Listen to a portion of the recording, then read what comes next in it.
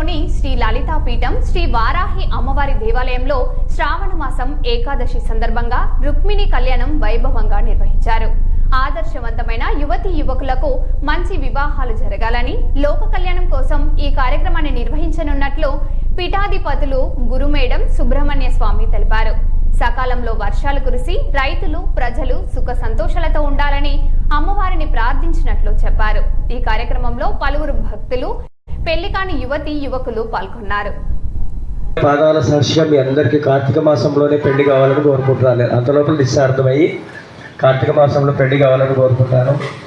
అలాగే మా చిరంజీవి మేడం భవానీ కూడా కార్తీక మాసంలోనే పెళ్లి చేయాలనుకుంటున్నాను.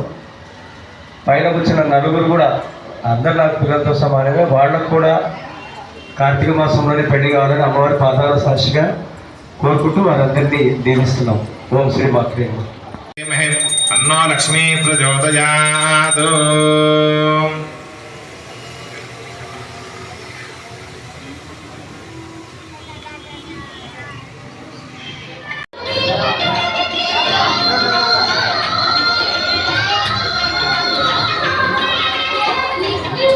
అంతా కూడా చేస్తున్నాం. అందుకే మనకంతా కూడా పెద్దలు ఏం చెప్పినారంటే మన ధర్మం ఏం చెప్పినా కూడా అంతా కూడా ఒక శుభ సూచకం కోసం అంతా కూడా చెప్పిన.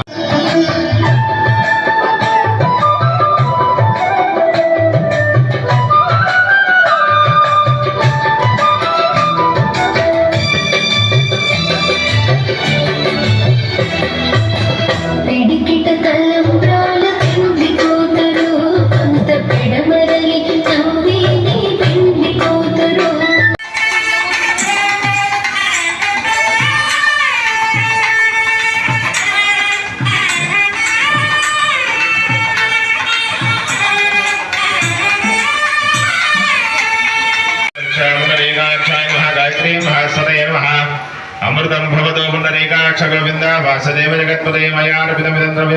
ఆ యొక్క కన్యాదానం చేసేటువంటి సమయంలో భక్తి శ్రద్ధలతో చేస్తే మన యొక్క పాప రాహిత్యం అంతా కూడా తొలగి.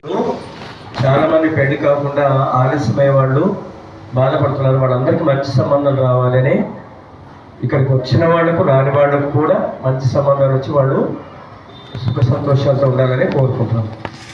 శ్రీ మాత్రే నమః.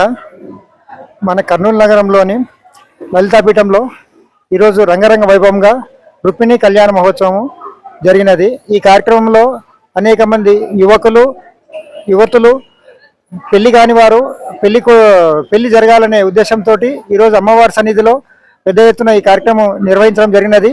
ఈ కార్యక్రమము లలితాపీఠము పీఠాధిపతులైన శ్రీ మేడా సుబ్రహ్మణ్య స్వామి ఆధ్వర్యంలో ఈ యొక్క కార్యక్రమాన్ని జరపడం జరిగినది. ఈ కార్యక్రమంలో అనేక మంది భక్తులు పాల్గొని వారందరూ ఈ కార్యక్రమం దిగ్విజయంగా చేశారు.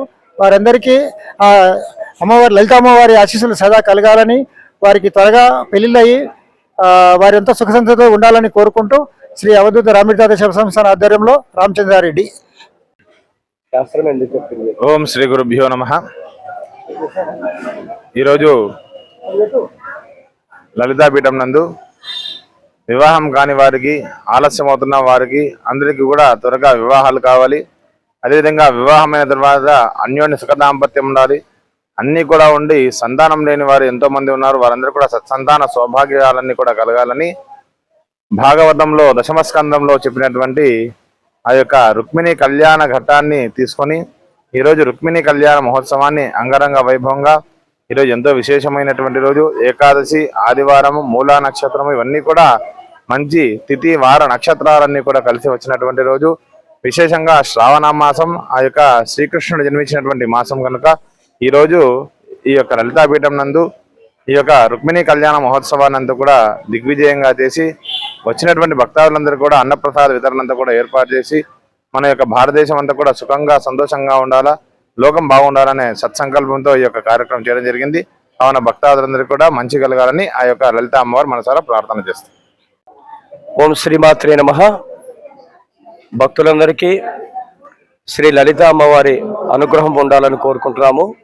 అలాగే ఈరోజు శ్రావణ మాసము ఏకాదశి సందర్భంగా వివాహం ఆలస్యమైనటువంటి యువకులకు త్వరగా కళ్యాణం జరగాలి, అలాగే భార్యాభర్తలు అన్యోన్యంగా ఉండాలి అనే మంచి సంకల్పంతో శాస్త్రాల్లో చెప్పిన విధంగా ఈరోజు కర్నూలు పాతబస్తీ జమ్మి చెట్టు ప్రక్కన వెలిసిన శ్రీ లలితాపీఠంలో రుక్మిణీ కళ్యాణం కార్యక్రమాన్ని నిర్వహించడం జరిగింది.